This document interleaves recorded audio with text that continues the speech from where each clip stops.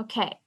Hello, hello. This week we are going to, or this month, we're going to highlight one of my dear friends, Josette, for the Seeds Newsletter Alumni Corner. Yeah, I'm excited to catch up with Josette and learn about what she's been doing. So why don't we get started, Josette, and want to tell us a little bit about yourself? Yeah, so first of all, I want to say thank you for having me. Thank you for featuring me. It's an honor to be here today. So I'm Josette. I did my undergrad in Grenada in the Caribbean. I'm from Trinidad and Tobago, so I'm a Trinidadian American. And right now I'm an incoming PhD student at Duke University, and I'm going to be pursuing marine science and conservation. That's the track that I'll be doing my PhD in. And I just graduated with my master's degree like a week and a half ago. So That's awesome. Where did you get your master's from? I got it at Hampton University in Virginia. Yes. Oh, that's so awesome. I'm so glad to hear that. Tell us how you kind of got involved with Seeds. What was your first experience with Yes. the program? Yeah. In 2018, I did a program called SWAMP with the Society of Wetland Sciences. And it's similar to what Seeds does. It like pays for students to come to the conference and they give you a mentor. And it's about like 12 to 15 students, so it's a lot smaller. And then they choose 2 students out of the cohort to get to go to the ESA leadership training meeting. And then those students get to return the following year and kind of peer mentor the current group of students for that year. So me and my friend Tasneem, we were both selected, and then we got to go to the leadership meeting in Portal, Arizona. And that's where I met Esberry and all of the other wonderful Seeds people. So that was my first interaction with ESA. Okay. Yeah. So you went to Portal, Arizona for the leadership meeting, Yes. but that you were selected through SWAMP, you said. Yeah. And then you also went to the annual meeting the next year, right? Yes. Yeah. Oh, how were your experiences? What kind of did you take away from the leadership meeting and then the annual meeting? Oh my gosh, now like 3 years ago, 2 years ago. It's crazy. But the first thing that stood out to me was like Fred, he was so kind, he was so genuine, he was just amazing. Like he made us feel like family. He would just talk to us and share and sit and laugh with us. And that's what I really appreciated, the genuine like bond that we all had. So that was cool. And then we got to stay in this beautiful place in the mountains. And like we got to go out like lizard catching and we learned about lizards. Yes. It was good. Yeah, we did that with Aaron McGee, also an alumni, a Seeds alumni. Yeah, that was pretty fun. And then I think the president at the time, Laura Hunicke, she came and Yes. she taught us and like she taught us what it means to be a leader and being a woman and how to navigate leadership spaces. And that was so much like knowledge and wisdom. And I was like, wow. Yeah, I think it's one of my favorite things that Seeds does is kind of bring these people who are, really well off in their careers as scientists, as leaders in the community, and just kind of let us see that they're also normal people and have similar struggles to what we do. And that's kind of what I took away from those meetings as well. And meeting Laura was amazing at that time as a student. Yes, it was. And it's hearing her journey, like how she started off, just like we were undergrads and like she did this and she did that. And like it wasn't a plan, that she didn't say like, I'm going to be the president of ESA. But it was just like little things that she kept doing along the way. That was really That kind of led her to that role. Yes. Yeah, I think you're definitely on the right track. Yeah, so I mean, in terms of your career path, how do you think that Seeds has influenced you in what you're doing now, or has helped you in any way with where you want to go, So I think at that Seeds leadership meeting, that was the first place I heard about the NSF GRFP, which is like the Graduate Research Fellowship.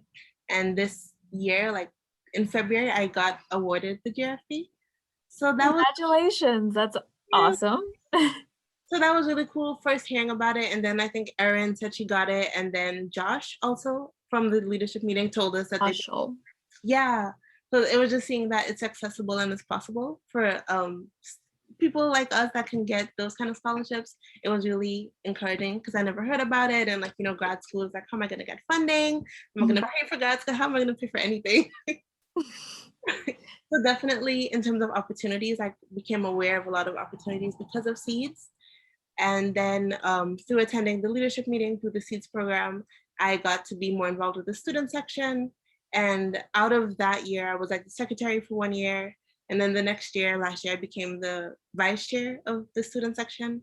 And in August, I'm going to become the chair of the ESA student section. And that's all because of Seeds, because if I didn't come to the Seeds, if I didn't come to ESA annual meeting through Seeds, I would have never met the student section people and be able to like make that connection between Seeds and the student section. So that's And another. just ESA in general. Well, congratulations. You're pretty busy. You're doing a lot. Yeah.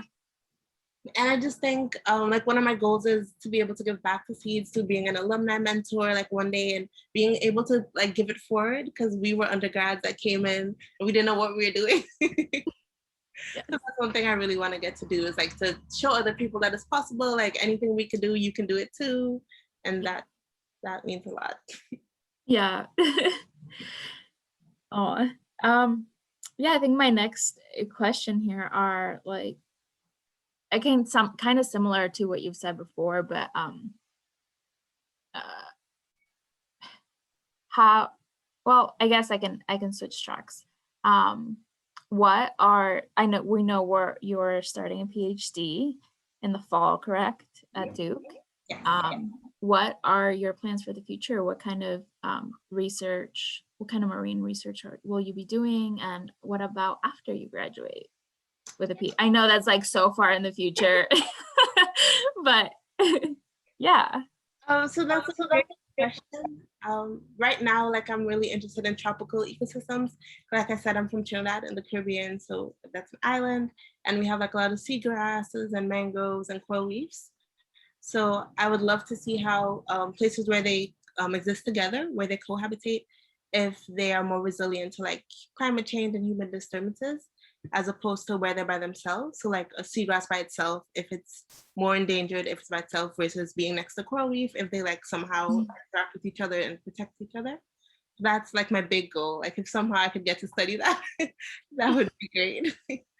And in terms of after, I don't have it specifically, but I know I want to go into either working for like the government, like NOAA, or like a non-government organization like the Nature Conservancy or the Ocean Conservancy. But I really want to get to do ocean research, but also work with communities, like the practical sides of science communication, making what we do understandable. So it's not just like, this is what we found and they're confused, but being able to say, no, this is why it matters, and like, this is why the big picture.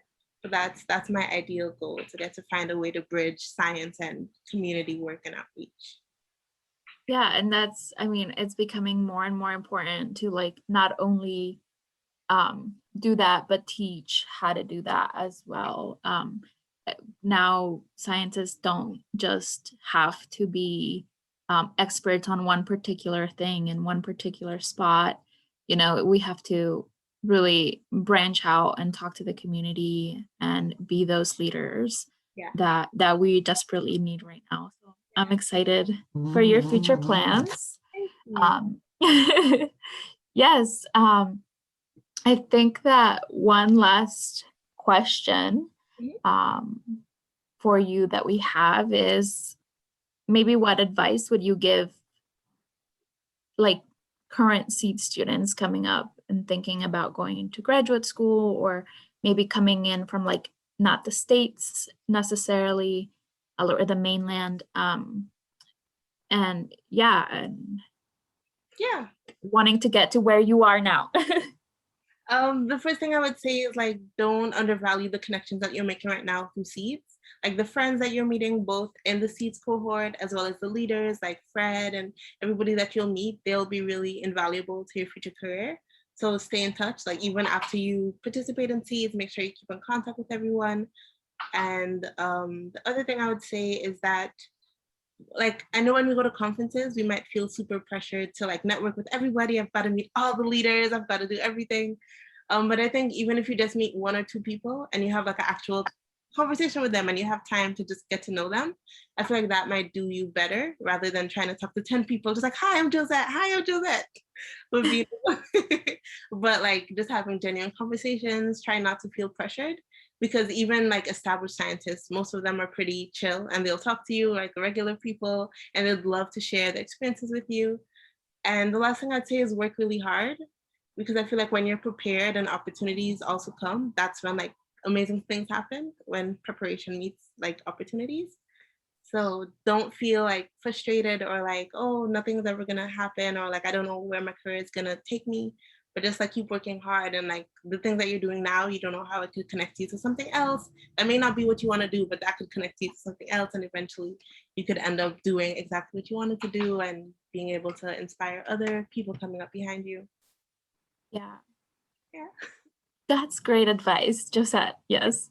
I know that, I mean, we've been virtual for a while, and like conferences are a little weird now that you can't really walk up to somebody and talk to them. So I don't know if you've had experience in the last year with going to conferences and managing virtual events in that way and trying to network. I don't know if you this is maybe not a question that you had prepared, but do you have any advice or how did you deal with it? Yeah, so what we try to do, like when we plan the student section mixer, or we like Yes. try to have like smaller opportunities like breakout rooms to make it more like one-on-one, or like 5 people in a room so you could talk rather than like 50 people, because then you might not be able to network. But Yeah. I think if there's somebody that you want to talk to at a leadership, at like a conference, if you know somebody, like you can ask them, can you introduce me to them? And they could send up an email introducing the two of you, and that might be a more like smaller way that you can get to know them. Or even like cold emailing somebody if you didn't get a chance to speak to them. Being like, hey, I was also at this virtual conference and like I saw you were there. I would love to talk to you. I think a lot of times people will respond. Yeah. I Really. think more times than not, people are excited to respond, which I always found surprising. I'm like, no way, why would they respond to like little old me? But yes. That's the one way that I've been trying to navigate these virtual spaces. Yeah. Oh, thank you so much for taking the time to do this interview with me, and I'm excited to highlight you. You have been an amazing Z's alum and just a great friend to me over the year that I had met you. Yeah, and I'm so excited. Thank you so much. Yeah, thank you for featuring me. And I'm just so grateful to have met you guys and to become friends with you guys over Portal, Arizona, to the Louisville, Kentucky meeting, to now the virtual spaces through social media. You guys are awesome. And you guys inspire me all the time when I see what you guys are up to. Yes. You do the same to us, Josette. So thank you. Thank you. Okay.